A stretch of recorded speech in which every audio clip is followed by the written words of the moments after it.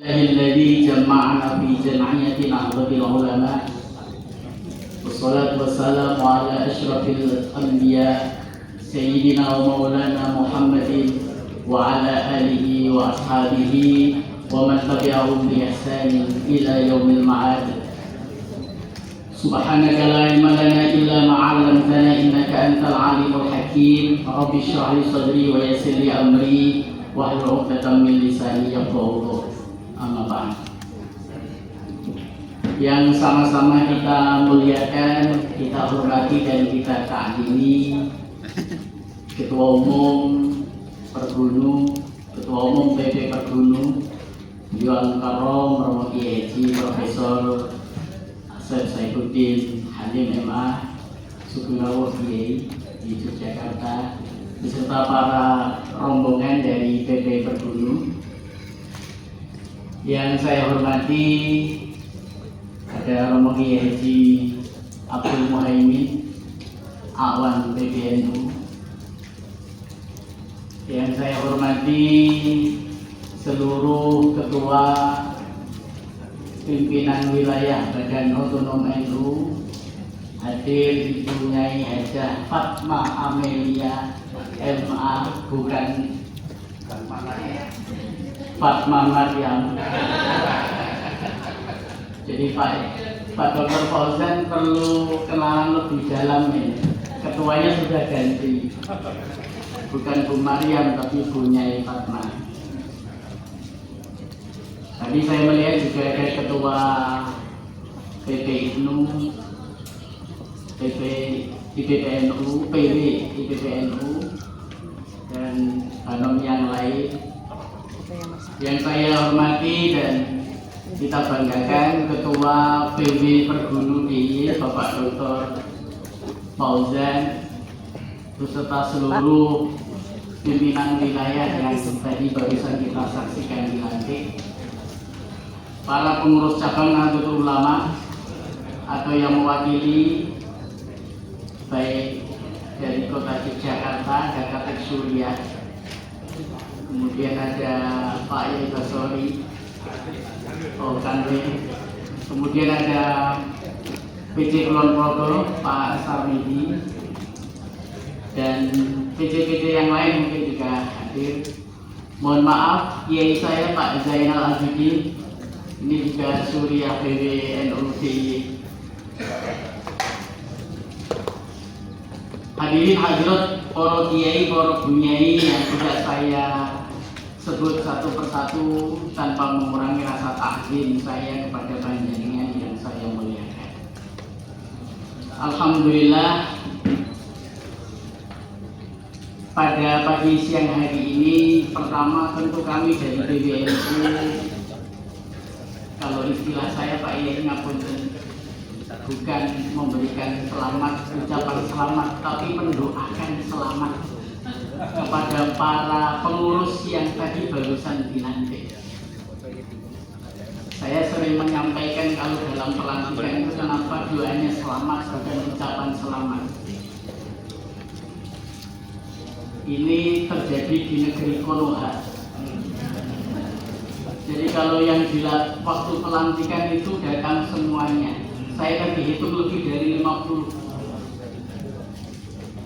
Mudah-mudahan sampai 2031 itu utuh sebagaimana yang tadi kita saksikan.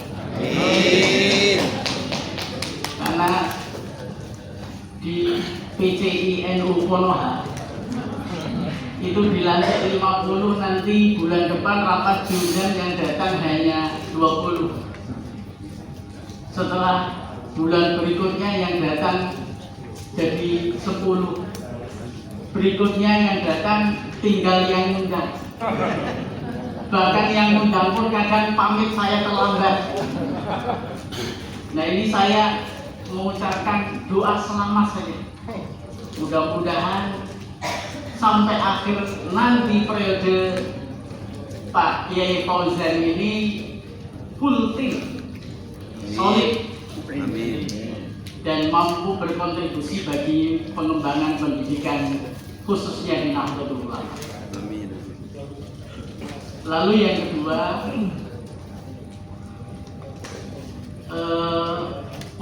Bapak Ibu panjenengan harus berbangga diri karena satu-satunya lembaga di Nahdlatul Ulama yang masih diasuh oleh putra muassis hanyalah Pergunu.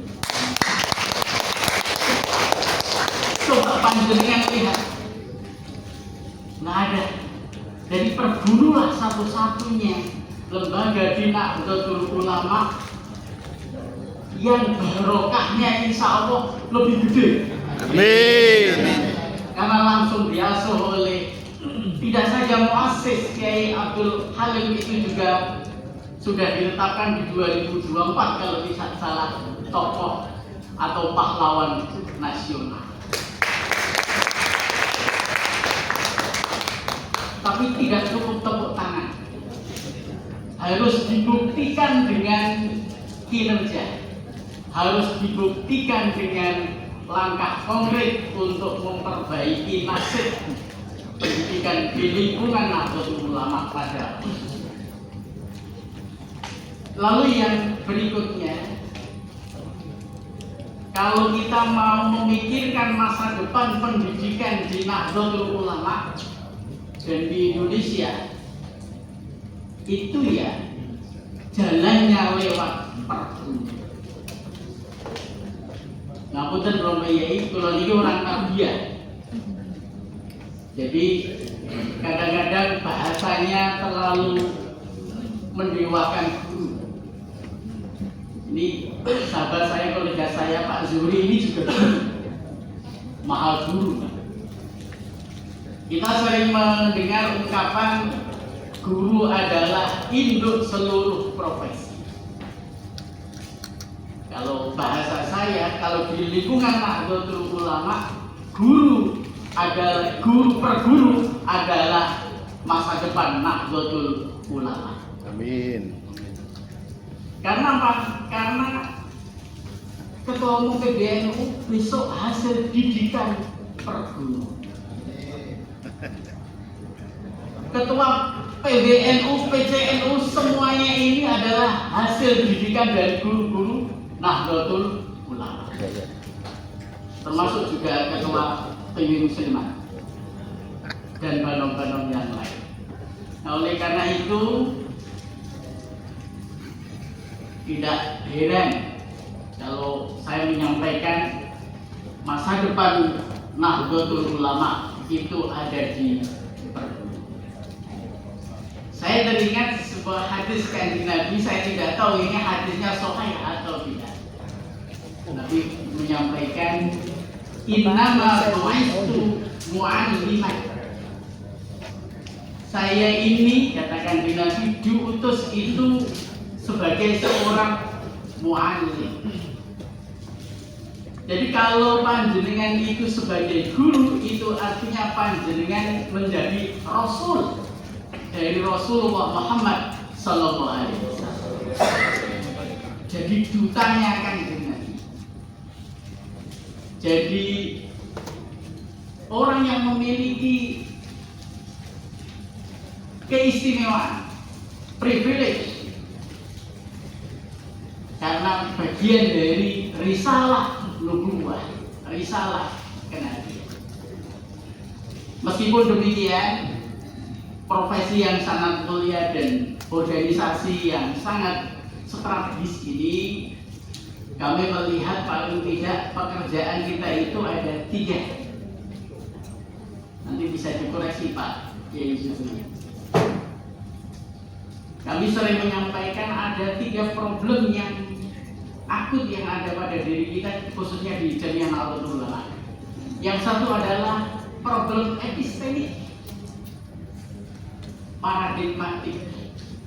Kita harus berani meredefinisi beberapa term-term yang selama ini kita ugemi, yang perlu dikontekstualisasikan. Misalnya term hikmah.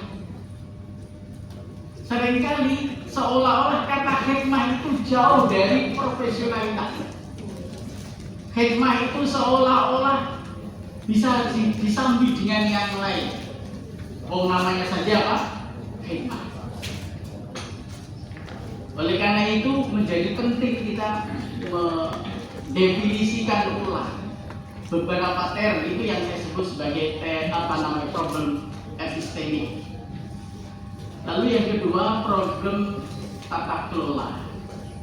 Problem tata kelola keorganisasian.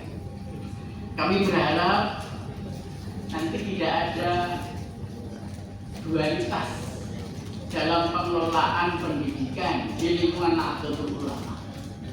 Tidak ada bedanya ma'arif dengan perguru. Perguru juga ma'arif, ma'arif juga perguru. Sepakat? Sepakat. Nah, nanti tugas kami di PBNU merumuskan.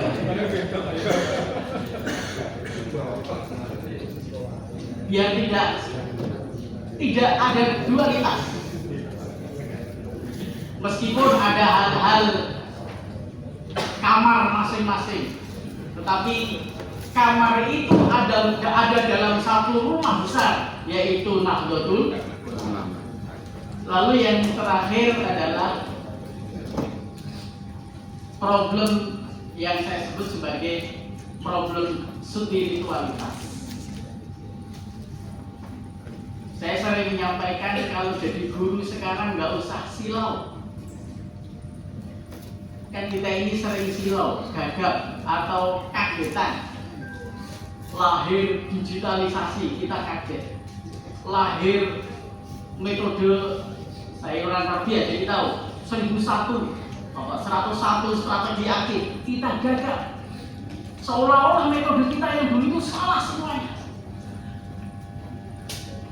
Padahal kalau kita mau lihat, misalnya yang konon katanya siswa kita itu bosen belajar karena strategi atau metode gurunya yang tidak pernah berubah.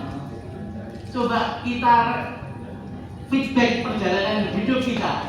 Apakah ketika dulu di pesantren kita pernah mengatakan saya bosen dengan kiai? Kenapa? Ngajinya pokoknya baca, terangkan, baca, terangkan. Tapi kita tidak pernah mengatakan itu. Kenapa? Karena ada aspek spiritualitas. Oleh karena itu, boleh kita mengadopsi dan mengadaptasi perkembangan, temuan-temuan baru, tapi jati diri kita adalah spiritualitas.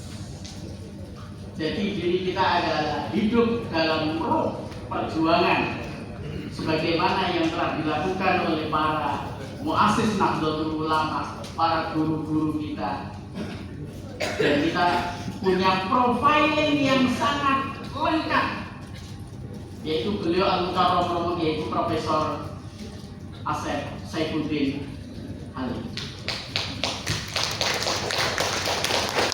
Jadi kalau beliau memberi taujihat, sebetulnya sebelum memberikan taujihat beliau sudah melakukannya berupa pesantren yang luar biasa kita tahu. Oleh karena itu sekali lagi saya doakan selamat dan nyuwun pangapunten, kita berkhidmat di Nahdlatul Ulama itu bukan untuk dihusuli al-jah, bukan untuk ingin mendapatkan kedudukan, tetapi likhidmati al-ulama. Kita berkhidmat kepada ulama. Perjuangan panjenengan dan saya pribadi perlu selalu menghadirkan Profesor Asep dalam setiap pergerakan dan perjuangan, khususnya di lingkup Persatuan Guru Nahdlatul Ulama.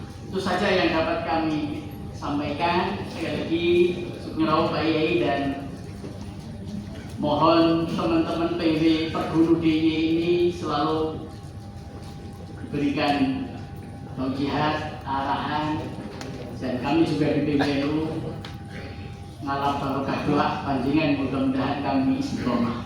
Syukur balik.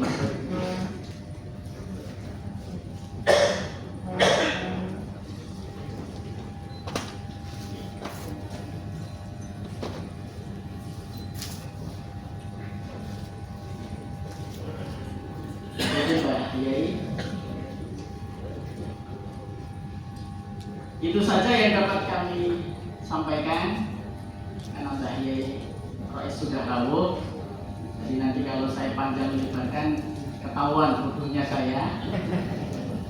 Jadi saya cukupkan sekian. Saya itu sering menyampaikan kalau sekretaris sudah sambutan itu artinya sudah tidak ada pengurus lagi yang bisa didispo.